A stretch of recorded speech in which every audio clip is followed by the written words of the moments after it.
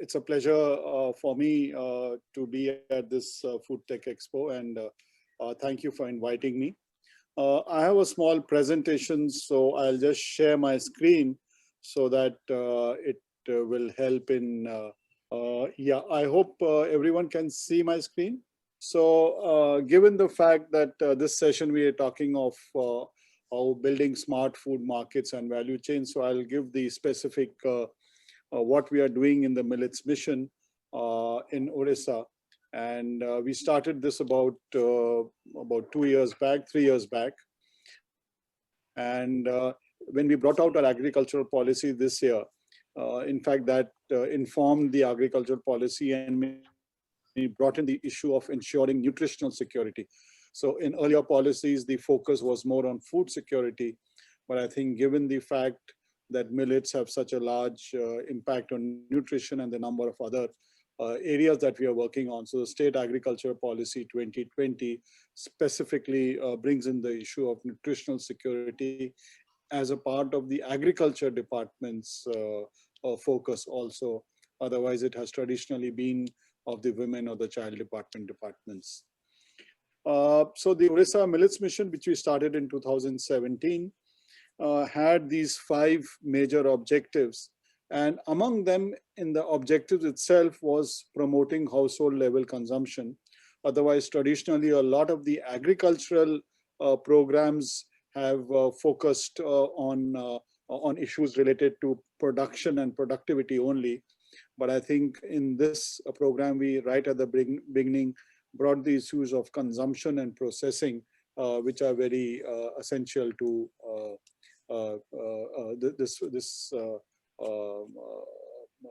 the way we deal with the entire value chain.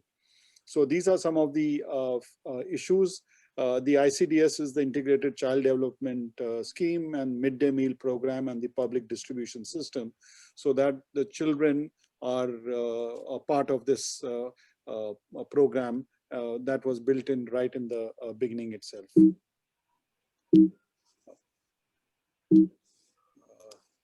Yeah. So in terms of the architecture of the Millets mission, we have a unique 3-pillar approach, that the government department is one pillar. We have a strong civil society engagement as a part of the Millets mission. We have a NGO called WASN, which is a state level NGO. And then each of the blocks, we have different NGOs who help in the community outreach programs. And then we had the academia, which was, there's an Abha Krishna Chaudhary Center for Development Studies, where we brought in national and international partnerships in this, so that they inform the program as we move ahead, so that policy making is much more based on empirical evidence rather than on hunches. So I think this unique architecture is something that we've been very proud of, and we're implementing it in other programs also. The scale, we have moved from about, we are now to 5 million beneficiaries totally, and the program is of 5 years, and the number of blocks that we have, development blocks, we have increased it to 76. The entire state has about 314 blocks, so nearly 1/3 of the state is now covered with this, and the focus is on the vulnerable areas, on the tribal areas, the forested areas, the hilly areas. That's where a larger number of millets programs and the farmers have been traditionally growing also. These are some of the policy milestones, and why I talk about the machinery is that we did not have dedicated machinery for processing for millets, given the fact that they have traditionally been called as coarse cereals. Now, of course, they have been renamed as nutri cereals, so that to highlight their nutritional value. But we worked on these machines so that those machines can be used at the community level by the self-help groups. And we've introduced millets in the PDS, and we have this even for children. We've developed a little bit about these products through a video, and we'll go ahead and just. Okay. Okay. So some of the other areas that we've worked on is looking at food festivals, because we needed to bring this millets onto the menus, even though 20 to 30 years back they were part of the menu, but they had lost because over time. Training of home cooks, working with the Central Food Technology Research Institute in Mysore, and training people on what is to be done. So a lot of these activities have helped increase the what should I say, the eyeballs that people have on millets. And we even have some bakeries now focusing on millet-based products only. Uh, on the consumption side, we did a number of festivals like this, millets food festivals in various. And this ragi laddu, which is a small food ball that we have, that has been introduced for children from the ages of 3 to 6. And we came to that conclusion after looking at various other options. And then we decided on this to be introduced in the Anganwadi systems. And in the urban areas, we have millets, bread, sandwiches, and malt available, which is now picking up. These are some of the various festivals that we did at every event. For example, there was the international hockey tournament, so we had stalls out there. So at every event, we try and ensure that our self-help groups are participate in that, and millet products are more well known, and they enter the palette, so to say. I mentioned about the International Hockey World Cup, which was there in 2018. We had this stall out there. In two districts, we have just started this ragi laddus, and you can see that child with the packet of laddus, because we've introduced this in 220, and due to COVID, the children are not coming to the Anganwadi center, so we have them delivered at home for them. And we've yet to do an impact analysis of what will be the impact of this ragi millet laddus, but I'm sure it will be extremely positive. These gives the details of two laddus per week for in one district, 4 in another district, and nearly 1 lakh children have already started receiving this product that you see on the left side. Millets processing, as I mentioned, I think this was very important, because millets can be stored for longer when it is unprocessed, but once you process it, it has to be utilized within 4 to 6 weeks. And therefore, the need for having decentralized processing was extremely necessary. And we have the self-help groups working on this in this. And these are different self-help groups in the areas we have trained. We have a very strong self-help group movement, so we piggybacked on that. And this gives them an additional income, as also ensuring the children of that area are well nourished and with clean utensils and the clean way of manufacturing it. These are various processes at different stages that are there.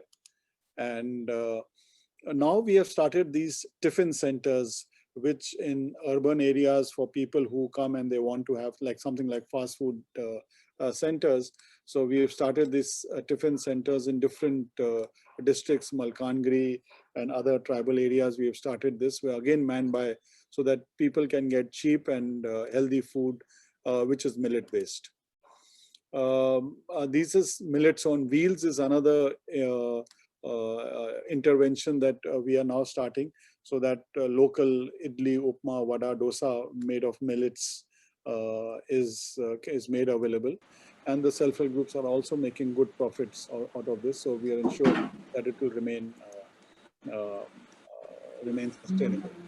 The other is the Millet Shakti Cafe that we are starting in urban areas, where again we have millet products available out there. And this is a kind of a sample cafe that we are setting up in high footfall areas near railway stations, bus stands, etc. Again, which would be run by self-help groups. And this is the third set of activities, which is based on the products that we are selling and would be available in the local markets, which people can buy. And then there are some ready-made, ready-to-eat products, and some products which will need some amount of processing, and that we have started. So this is just the focus on how we have built the value chain on the millets mission. And I will just stop sharing my screen So I'll end out here. Thank you. Thank you. Thank you, Dr. Garg. A brilliant initiative and very creative. Everything going from the tiffin centers, the millet on wheels, very, very innovative. And I can see that really changing the image of millets, done in a very modern, innovative way. So Dr. Garg, a few quick questions then. Was there an issue of a negative image about millets when you started? Did you have to tackle the image of millets? But yeah, millets has traditionally been considered a poor man's diet, and coarse cereals has been the word associated with millets and other such products. And people didn't have an idea when we did these food festivals in urban areas. A lot of people said that in their childhood, maybe 20, 30 years back, they did have some amount of millets in certain occasions, but not on a regular basis. But over the past 30 years, with the focus on wheat and rice in the country, I suppose a lot of the palettes have also changed and the menus have changed. So it was a task in letting people know that products made of millets can be as tasty, if not more, and more nutritious definitely, than those which are made from wheat or rice or maize or other such cereals. So I think a lot of work, I would say the younger people were much more receptive because maybe they had never seen millets earlier. But in the info city that we have out here, in those kind of areas, this was extremely popular. And I think it helped build the image of millets as being more than just a coarse cereal. Actually, that's an interesting angle that with the younger generation, there isn't the negative, necessarily a negative perception, yes, because there's so low awareness, which is maybe easier. You're starting from zero rather than behind. That's right. Absolutely right. Absolutely. Yeah. Okay. That's a good lesson, actually. So I did want to ask you. You mentioned rice then as well, and I noticed you had some of the minor millets like foxtail millet, etc., in your images. Has there been any effort to try to diversify the staple? So you talked about ladoos and a whole variety of products. Have you seen any change in diversifying the white refined rice, which often is a bit of an issue from a health perspective, and bringing millets as the staple versus other ways that millets can be eaten? Yeah, in fact, we experimented with different. Laddu was the ultimate, but we made a kheer, which is milk pudding kind of a thing, and we even mixed it with rice as a supplement, as an additive to rice when it is used, or as a khichdi, which is a dal and rice, dal and millet mix and rice mix. So we looked at different items that were tried on the ground. And the reason why we picked up the laddu for the children was number one, it can be stored for some period of time. It can be given dry. It doesn't have to be given fresh, and it can be transported easily by everyone. Other things like the khichdi or the kheer or those things are liquid, and the transportation is difficult. They have to be eaten fresh. So I suppose depending on what the ultimate objective is, the method of cooking and the item which is cooked will vary. And like, for example, in the tiffin center, we have those idlis and dosas, which are millet based. And so those are the products which are being sold out there. And then we had this ready to eat, which is these namkeens. If you're familiar with Indian, that murku and things like that. So that have also been made. So depending on what the place is, what the methodology that would suit to that, millets, we've tried it in all the different forms, and we've got very positive reports for each of them. But obviously the ultimate use would vary from type to type. Right. So I can see that part of your strategy was which products to bring in first, and that's a key part of it. and then to progress from there. Okay. And so we have a question that's come in from the audience. So they've said, cafe, midday meal, public distribution scheme, ICDS. With all of these, where was the maximum impact and why? Sorry, I didn't catch the last part. Oh, where was the impact? Yeah, so of all the different schemes that you've had, the cafe, the midday meal scheme, etc., which ones seem to have the biggest impact and why? Okay. Yeah. Okay. So I think it would be too early for me to talk on what the impact would be, because as I mentioned, we started the program 3 years back, and we introduced in the PDS last year, and this year in the Anganwadi centers we introduced in 2020. So I suppose we've done the benchmark analysis, and we will have to wait for some time on the impact, for example, it has on children's health, and whether 2 laddus is sufficient. In one district they are doing 4. So it will depend on a number of these factors. But all I can say, definitely number one is that the millets is grown on rain-fed areas, which is normally not suitable for other crops. So one immediate impact it has had, that for farmers who were the small and marginal farmers, who are normally the most vulnerable and the poorest, they have now got a cereal which has a price which is more than that of paddy. Millets is sold at around 30 rupees per kg is the minimum support price, compared to paddy, which is 19-20 rupees a kg. So you have a product which farmers who would otherwise not have been able to grow a cereal, they have a cereal, and the productivity has increased. The cost of production has been given focus on. So that's one immediate impact on the farmers. The second would be on the people who are consuming and how it raises the nutritional levels. I'm sure that given the fact that a lot of these farmers who are growing millets will retain a portion of it for household consumption, we should see some nutritional benefits of that consumption also coming through in a year or two. So I hope that we have some positive impact on the household's nutritional status, as well as on the children's status.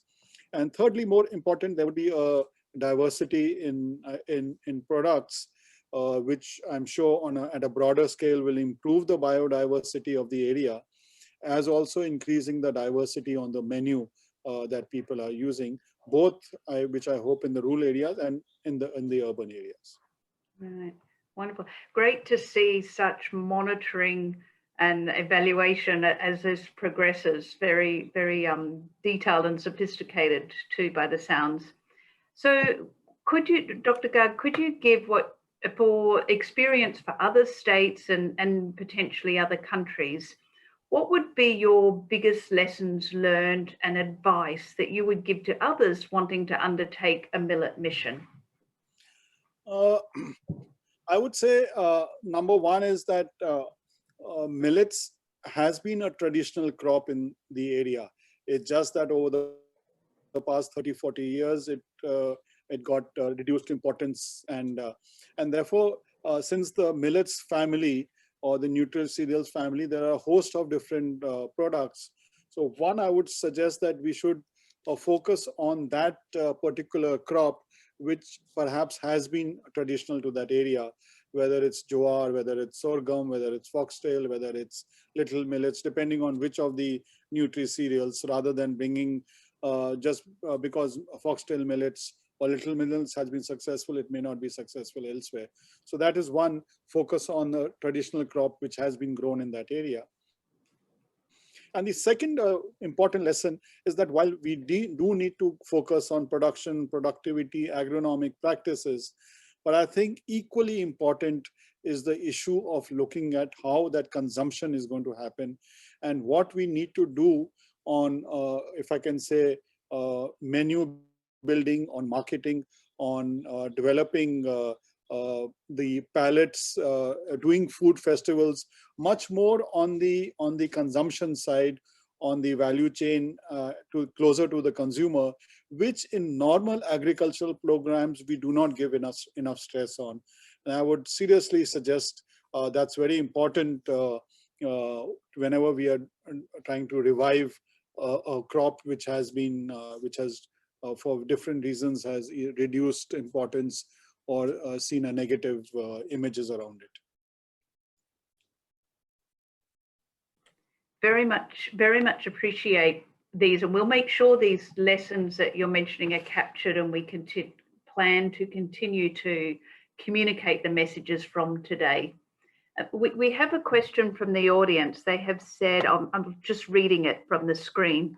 They have said, how do we track the demand created through the Millet Mission and see that supply is meeting this new demand, and any lessons on this? So that whole demand supply issue, how you're balancing that. Yes, I think that's a very good question, because we've seen an increase in the productivity per hectare of millets, and also an increase in the area that is growing under millets. So if we don't take care of the price that the farmer receives, the farmer will see a sudden drop in the market prices.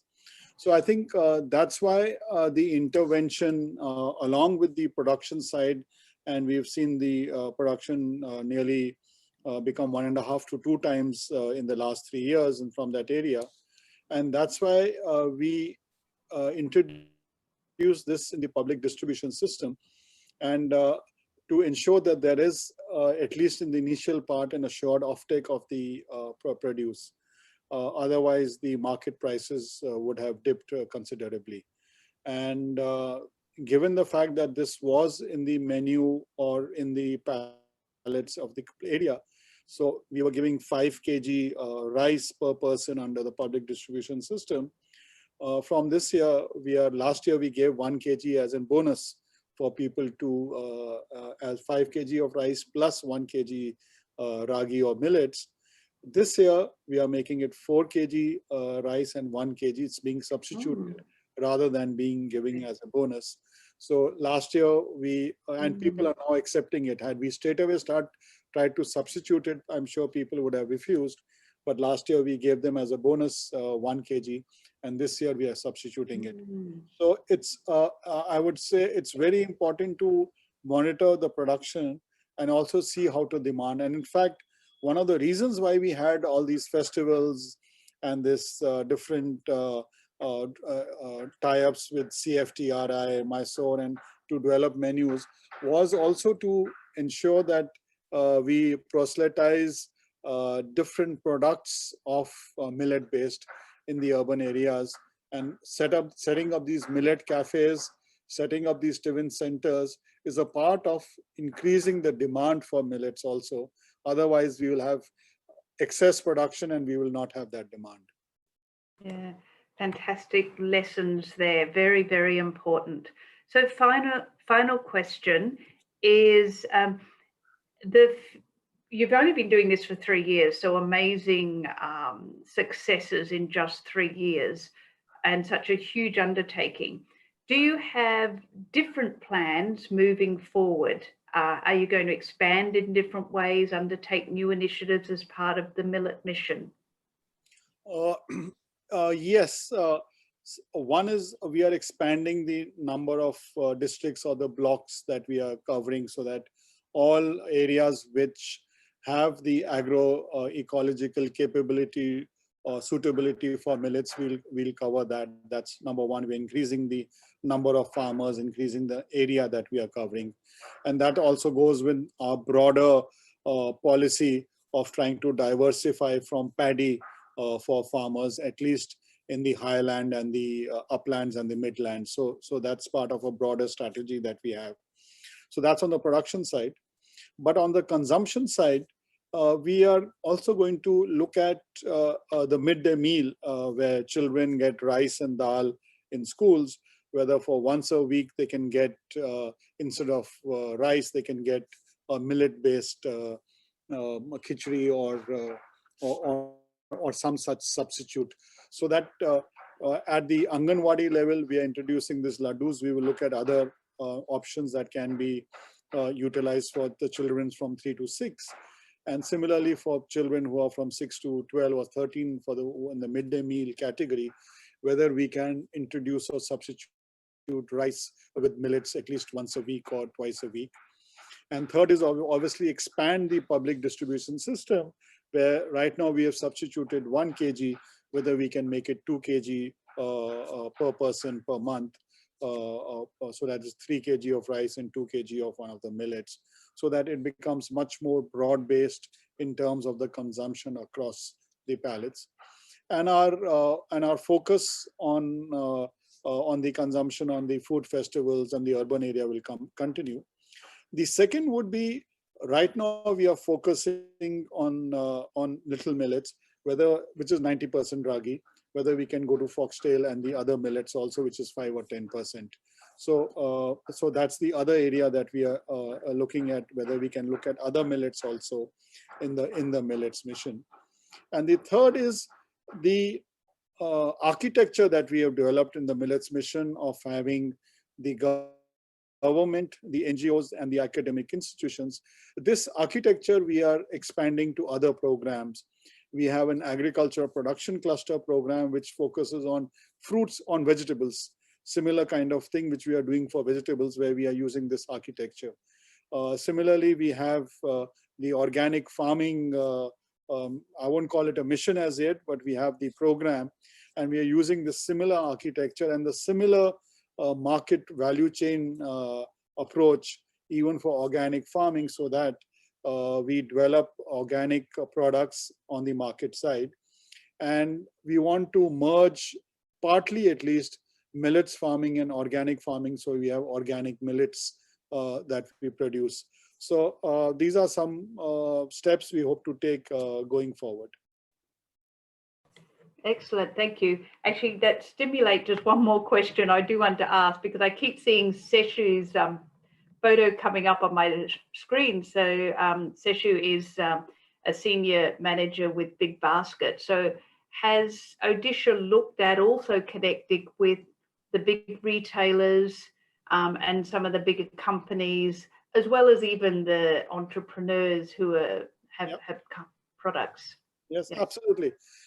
In fact, maybe COVID accelerated that linkages than what would have otherwise. And in fact, we made a small portal, because at that time for the perishable products, we were having difficulties in selling. So we have reached out to the e-commerce platforms and the e-grocery stores, etc., so that they can source their produce from Odisha. Some of the pilots, some of them have taken their samples and have even started it, but I won't say that contracts have been signed as yet with some of these programs. 24 Mantra is another one which does a lot of this work out there. So they have also sourced products from here. So we are working with them and asking them to source it on a pilot basis. And but obviously all these companies which are in the market, retailers, they need that comfort that there is a steady source of supply. And I think that's the comfort that we are working with them on how much we can supply. And rather than overpromise, we want to be able to ensure that whatever is contracted or whatever is assured, we are able to meet that. So I think these are the kind of market linkages we are at initial steps, and we hope to formalize them as we move ahead. So some more fantastic examples, and great example of the role of government in being that facilitator with private industry.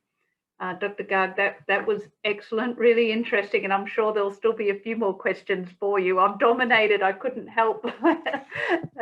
But such a brilliant example, which we really have to share internationally for those lessons learned there. Yeah, fantastic.